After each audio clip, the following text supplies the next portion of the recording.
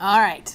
So we're going to talk about animals. And typically when we talk about animals, we get lots of questions and you see lots of things out there in your positions as property manager. So we're going to talk about a couple things. We're going to talk about the aggressive breeds and problems with aggressive breeds. We're also going to talk about the difference between service animals and comfort animals and what you can and can't ask about those things.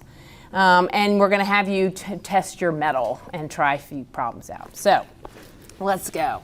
You face terrific risks because you've got testers out there who are trying to see if you're discriminating against people with disabilities. And we all know that there are good dogs and bad dogs, good kitties and bad kitties. And we know that people are out there trying to sneak in pets and claiming that they're comfort animals when they're not. I mean, I get comfort from my animal, but that does not make it a comfort animal under the eyes of the law. And so there are a lot of these fly-by-night companies out there who will do certificates for folks to pretend that they're a comfort animal when they're not. So hopefully you'll be able to vet these a little bit better as you go forward. Okay, so let's talk about aggressive breed animals. What are some of the aggressive breeds? I think I'm not worried about these two.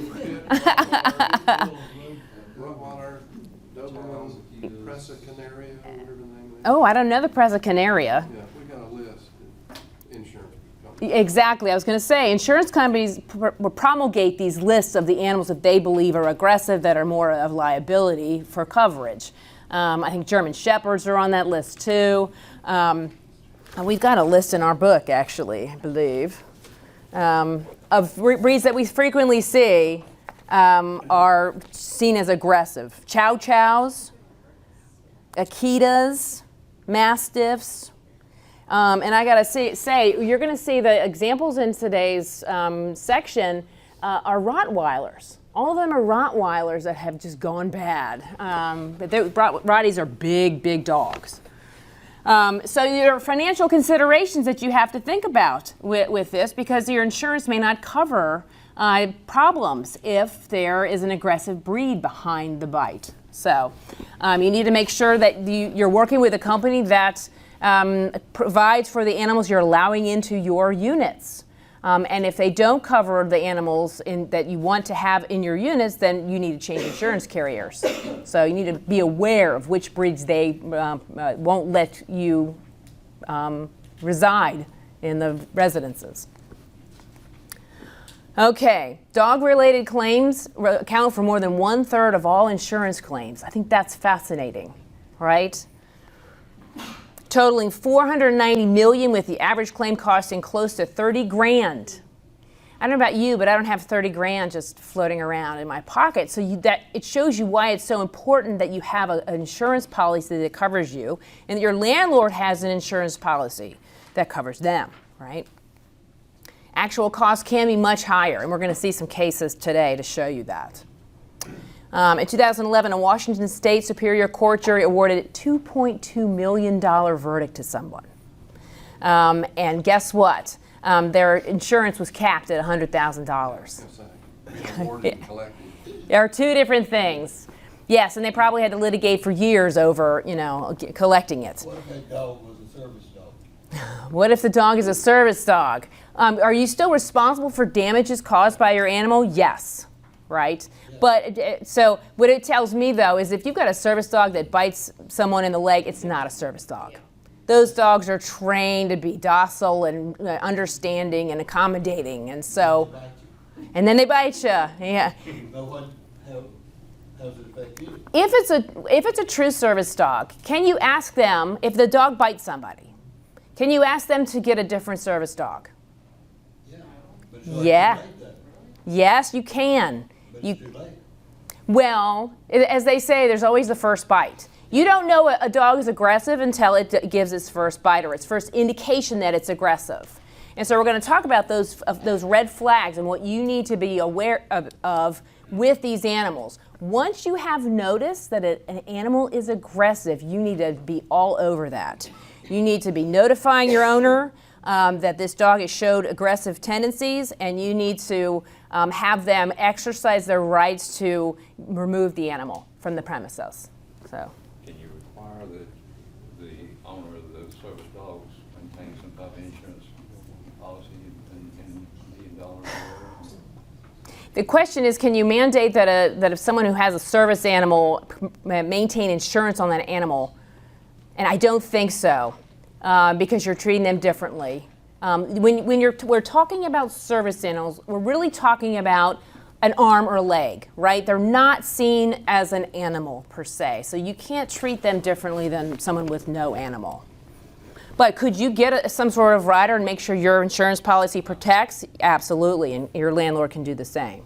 You've got you as a company, you as an individual, you've got the landlord, you got the HOA, you got the renter, so you got multiple insurance policies included in that, potential people to be sued.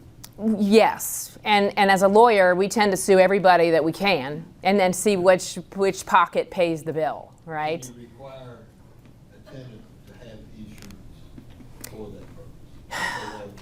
So a service dog or any kind of dog.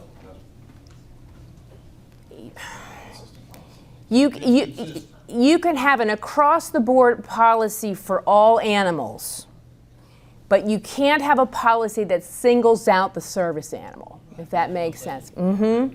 Yes. And I think most tenants' renter's insurance, that would fall under their liability, depending on the tenant's liability and everything. So if you have a policy where your tenants are required to have renter's insurance, hopefully that's a portion that would cover if they have a pet or something. It's like Right. Farm says a one bite policy. So what you're telling me is if they've bitten somebody before, which you've tracked this and kept hold of this, that you'll pay out as long as they haven't bitten anybody.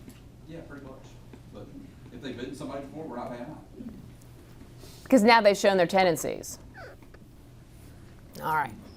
So what are you to do? So talk to your insurance provider and make sure that you have the coverage for the breed that's coming in, and create a policy.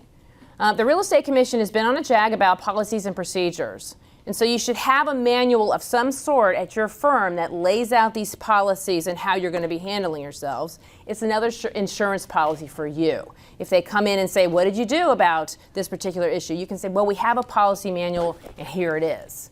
So it kind of shows you're being proactive about things. Okay, so who is liable for the bite? Who is liable? If a tenant has a dog and that dog bites somebody, is the tenant liable to the person that the dog bites? Yes. Is the landlord responsible for the dog bite because they're renting their house to someone with a dog that bites someone? What do you think? They're going to get sued. They're probably going to get sued. And of course the answer is it depends, right? Are they liable? It depends. And are you all liable? Can you all be responsible? It depends. It depends. So let's talk about it a little bit.